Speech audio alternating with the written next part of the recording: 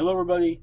My name is Sniping is Fun, and I welcome you all back to my next YouTube video here on my channel. Yet another top 10 list for all of you. One that I've been planning on for a while. I know it's been a few weeks since I recorded my last top 10 list, and I do have a few more planned. Hopefully, I'll get to a few more today after this one.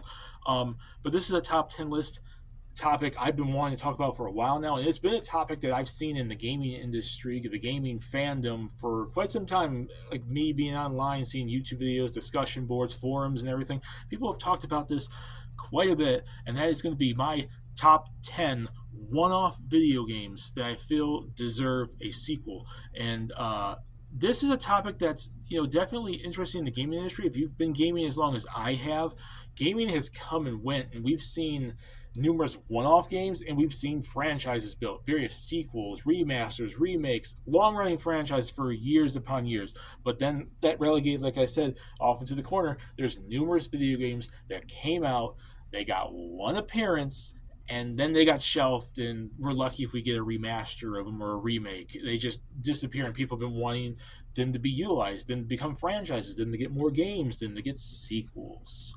And I think I have come up with quite a decent list and honorable mentions I shouldn't even say franchises, of games that I think a lot of people would love to see get a sequel of, especially me, because it's my list, so obviously I have to have some sort of interest in wanting to see these games get sequels.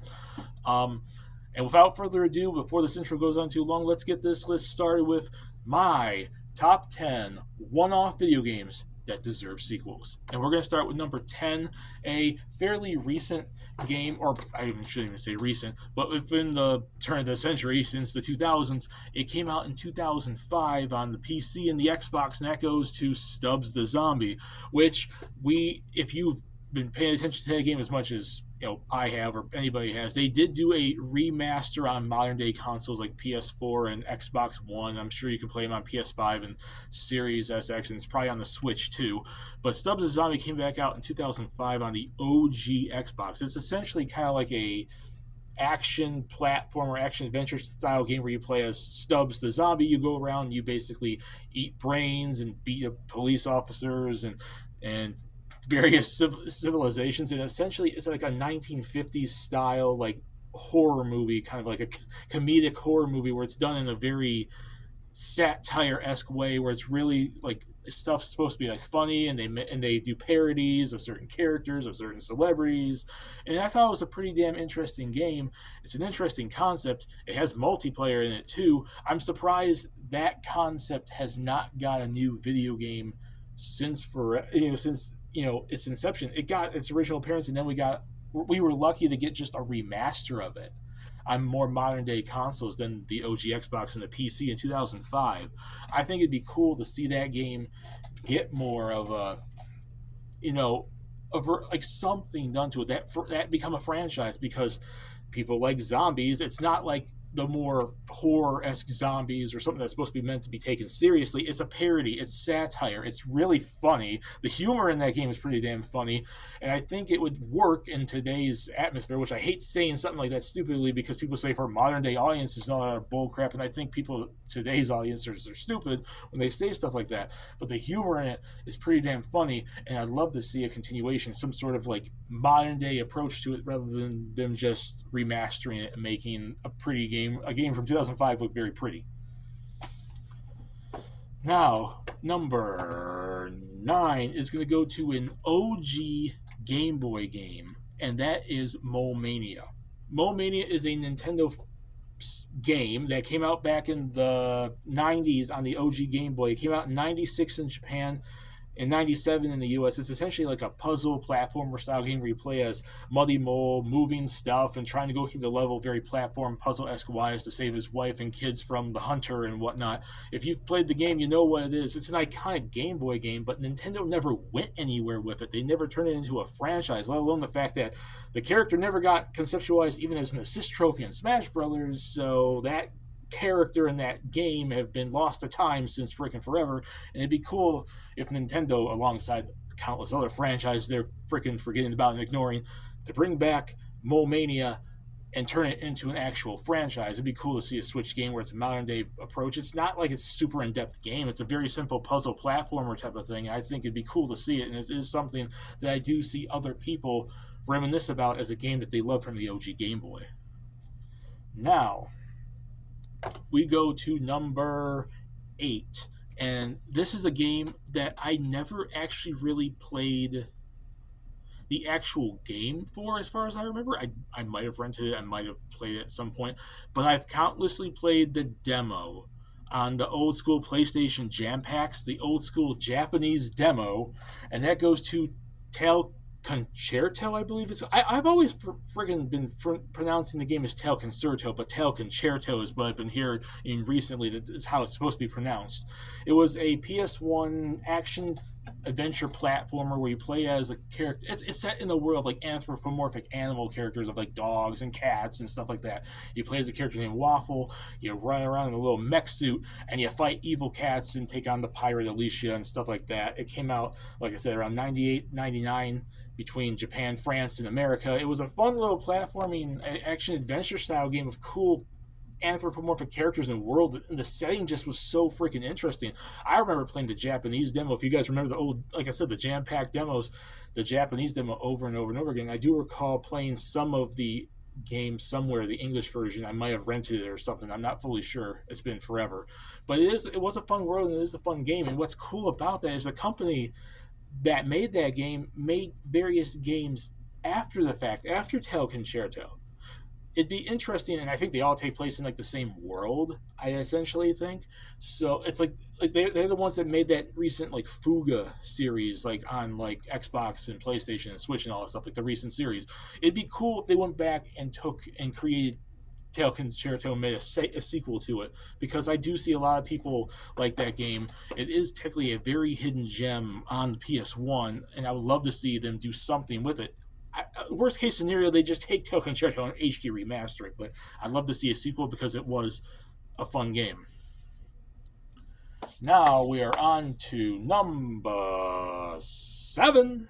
And number 7, this game, I really don't need to introduce that much because it's a fun, super fun arcade game from back in the day that they ported to the Genesis and the Super Nintendo. I love it so much, and I'm so glad they did like an arcade archives version of it a few years ago.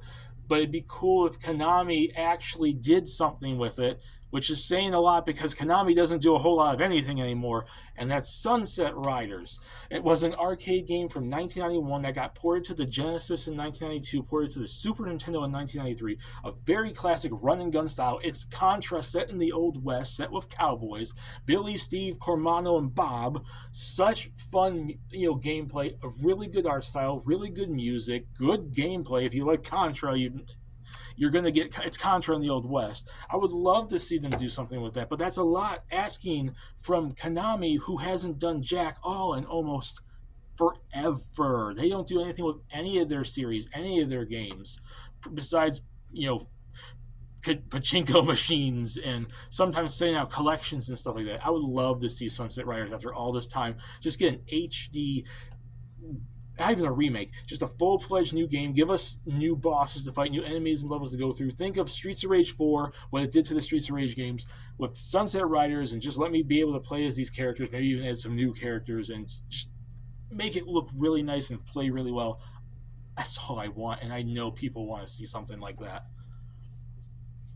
We are on to number 6, and this is a very cult classic, very hidden gem that debuted back on the Dreamcast and got a port on the GameCube, and that goes to Skies of Arcadia, which is an RPG franchise from Sega that, I shouldn't even say RPG series, RPG game that's beloved by a lot of people that for the longest time want to see something from it, and at least a remaster. But they had Skies of Arcadia on the Dreamcast. They did Skies of Arcadia Legends on the GameCube, which was just a port to the GameCube. And it's a fun RPG game from 2000 and then 2002, 2003 when the GameCube version came out. It's such a fun RPG, and it's a franchise that I mentioned earlier with Mole Mania for Nintendo, that they forget stuff. Sega's just as bad, if not worse, with some of their franchises, and we haven't seen Skies of Arcadia nothing in forever, and it's such a cult classic that people are asking Sega that they want to see a new game from it, a new series. And it's not like they forgot the characters. Vice was a playable character in the Sonic and Sega All-Star Racing franchise. They put Vice and numerous other characters as playable characters in Valkyria Chronicles. They know the characters. They know they're still loved there. They still use them. But what about the franchise they originated from? A lot of gamers want to see Skies of Arcadia get something. And we're in the top 5, and number 5 goes to a cult classic, and you're going to hear this a lot. I mentioned this with numerous games, but you're going to still hear it with the rest of this list, because these are massive games that, despite only being a one-off, a lot of people love them. It's a massive hidden gem, popular cult classic game from the N64, and that goes to Mischief Makers. Mischief Makers made its debut on the N64 back in 1997. It's essentially like a platforming, somewhat kind of puzzle style game where you play as Marina Lightyear and you move like platforms around. And just it's a cool actiony adventure platform game from Treasure. If you know Treasure, they've made pretty much like they've done, I think, Sin and Punishment. They've done Gunstar Heroes. They've done numerous things. It was a fun game that really had an interesting world, interesting characters, and there's so much they could work upon, so much they could move through and work on, as like improving that for like a modern day game with more HD graphics and whatnot. It'd be cool to see that, and it's always brought up when it comes to cult classics from the N64. It's always brought up with this whole Nintendo Switch Online thing for the N64, then wanting to see Mischief Makers make it to the lineup of games on the Switch. I've seen it for years that people brought this game up. It'd be cool to actually see Mischief Makers get something, anything. I would love a sequel, but if they could at least acknowledge it and bring it back, it'd be cool. And we're on to number 4, and this is now going from home consoles to a PC classic hidden gem from the 90s that a lot of people really would love to see. They did do an HD remaster, a kind of it on modern day consoles like PS4 and Switch and Xbox and whatnot. And there were rumors back in the day they wanted to do a sequel to it, and then it got canceled, and that's Full Throttle, which is basically a point-and-click adventure game from LucasArts back in the 90s on the PC. You play as Ben, who's the leader of the Full Throttle Polecats, this biker gang, and this whole adventure of him coming across, like this whole Malcolm Corley, like automotive stuff, and Rip Berger, who's a main villain in the game, who's voiced by Mark Hamill, of all people. And it's just, they have some really good voice actors in there. It had a really, even back in the 90s, the art style and the graphics looked really nice, and then they remastered it for more modern day consoles, for the 8th and 9th generation consoles, for Switch and for Xbox and PlayStation and whatnot. And it's a really, really fun adventure. I really loved playing it a few years ago. I went through and played that on Xbox from Game Pass, and it was such a fun time. I loved almost every single character in it.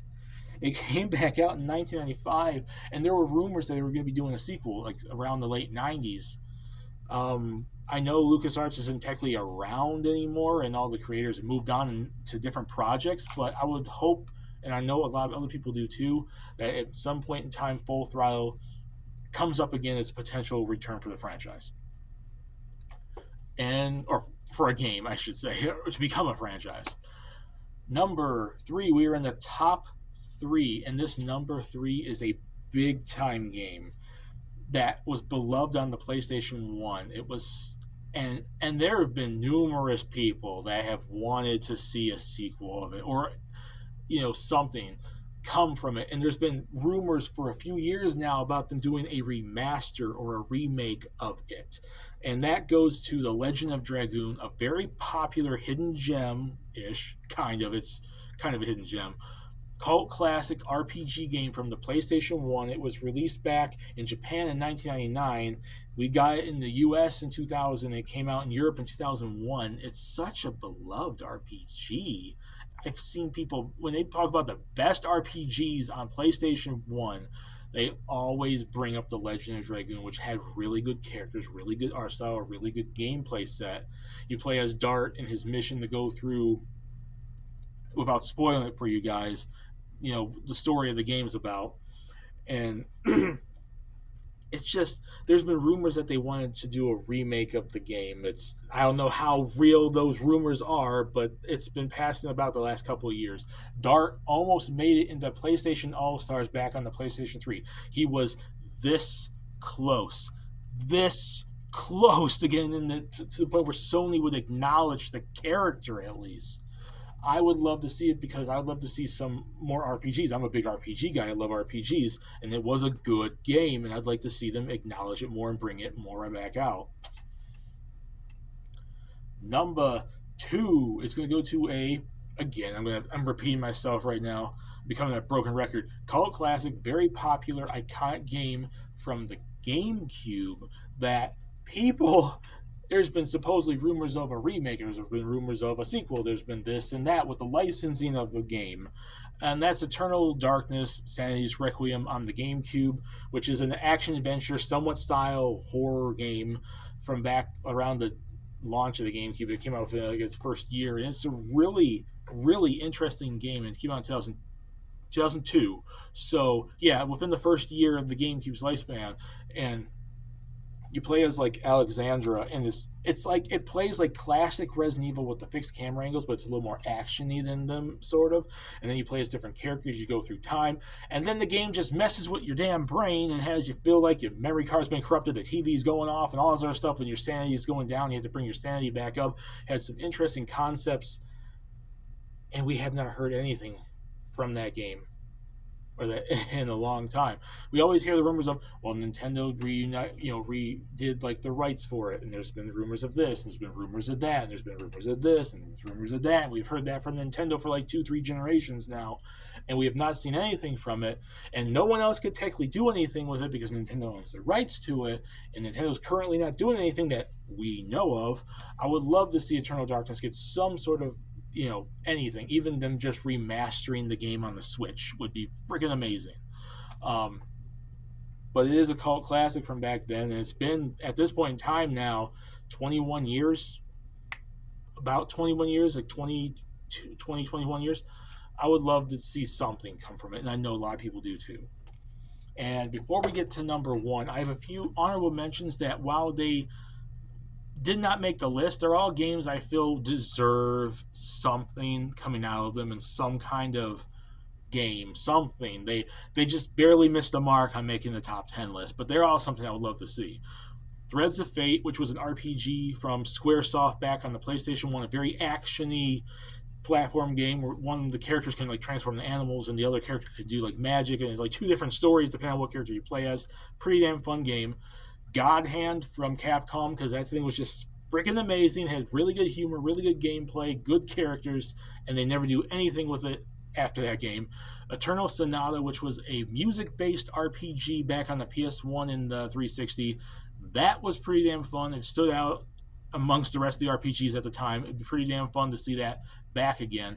Grim Fandango, just like I mentioned with Full Throttle, it's a cult classic point-and-click adventure-style game with some really fun humor, really fun characters, and they've done absolutely nothing besides remaster the game on modern-day consoles. Bully, because I have to be obliged to say Bully, because we have not seen anything from Bully since the original game back in around 2006. I think it's when it came out. I'm not really sure. Haunting, starring Poltergeist, which was a very cult classic-y, underground, hidden gem on the Sega Genesis, where you play as like a poltergeist trying to scare a family. I thought that was pretty damn funny. It has good humor. It just has a good presence about it, and the character is ripe for potential sequels. Glover, a PS1 N64 platforming style game, which it's not the best game in the world, but it is a fun game, and the world has a lot of like charm to it, which is why I would love to see the characters come back in some form. Dark Watch, which was a PS2 Xbox like first-person shooter kind of action game where you play as like a half vampire type abilities. It's set like in the Old West kind of a thing. It was pretty damn fun. Vanquish, which was just a really fun action-adventure hack and slash style game, and I would love to see Platinum do more with that. And then Sphinx and the Cursed Mummy, because the humor was so fun. It was a fun platforming game with some good action-adventure elements, and we see nothing from it besides, I think, like a remaster, I think, a generation or so ago. They did something, but it was like on PS2, GameCube, and Xbox, and I would just love to see it because it just has that charm to it that makes it a really fun game. And without further ado, drum roll, please, for the one-off game I feel deserves a sequel the most. Brutal Legend. From 2009 on the PC, PS3, 360, the action-adventure, somewhat real-time strategy, music-based, very metal and rock game where it starred Jack Black as the main character, Eddie Riggs. And I'm sure at some point in time, Jack Black, over the last 10 plus years, has been asked constantly if they're ever going to do a sequel. And there's been rumors, there's been thoughts. He's given his opinion, I'm sure. I would love to see a Brutal Legend 2. It was such a fun game, especially for someone that, if you're really into rock music, if you're really into metal music, you're going to love that. They had freaking all these cameos like Ozzy Osbourne showing up in there and whatnot, and it's all music based, and they have a lot of real life music in there through the battles and the walking around and whatnot, and it just had really cool characters. It had a really interesting story that really dives you into it.